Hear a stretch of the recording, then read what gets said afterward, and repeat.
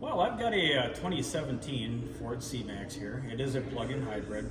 What I want to do today is I want to find out if the charging system is functioning properly. Now, this vehicle does not have a traditional alternator like a normal vehicle does. This actually has a DC to DC converter. So it's actually taking the high voltage from the high voltage battery, converting it down, and actually recharging the 12 volt battery in that fashion. So I just want to simply check the charging system on this C-Max. So I'm going to be using the PICO Scope today. I just wanted to get this out, kind of use this a little bit. So what I'm going to do here is I'm going to go, first of all, I'll go to PICO right there.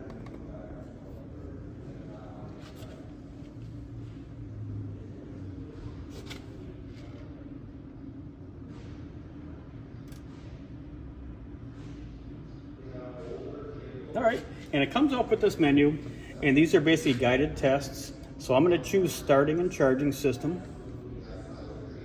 All right, and I'm going to choose charging. Now I'm going to go down here where it says alternator, voltage and current, 12 volt system. I'm going to choose that. Now, when you choose one of those menus, you actually comes up with two separate menus now. First one here, I could just load the settings file and just go ahead and make my test. This one here actually gives me a guide on how to perform the test.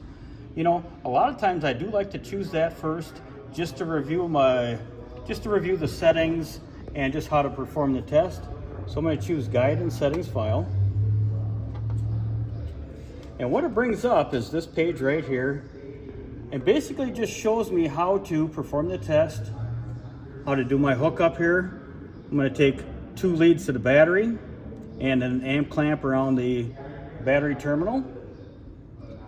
It also gives me instructions on how to perform the test. It also gives me some sample waveforms. So this is an example waveform here. And also gives me somewhat of a waveform library.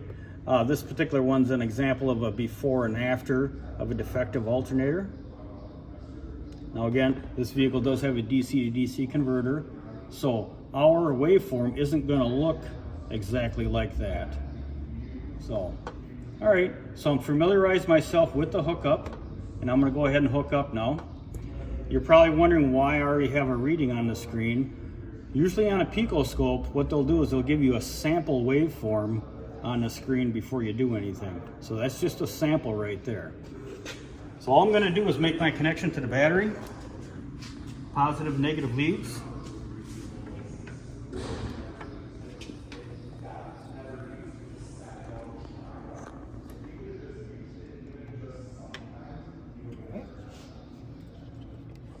I'm going to take my amp clamp, I'm just going to put that around the battery negative.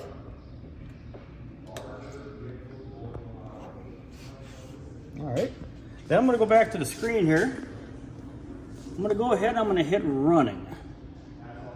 Right there. Okay, so now what I have on the screen is actually a true test of what I'm doing.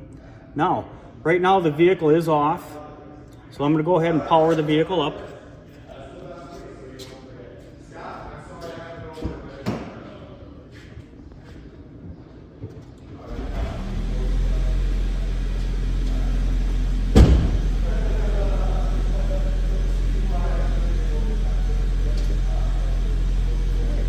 So the nice thing about a PICO Scope is I've got a cursor I can drag down here, and I can hover over the exact line.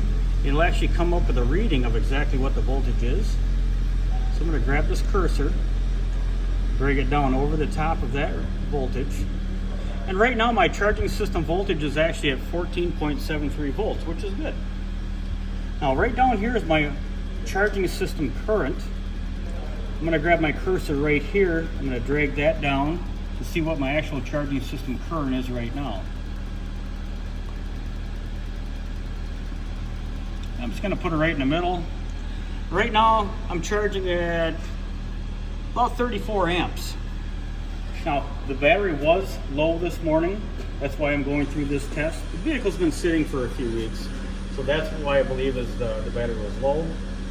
So, but actually it looks like my charging system is working properly.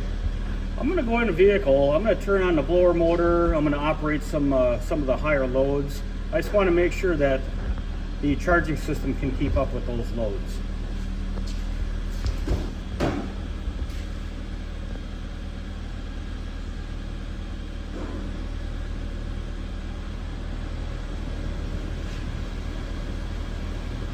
Okay, I've got the air conditioning system on max, and again, I'm still have a good amount of charging system current.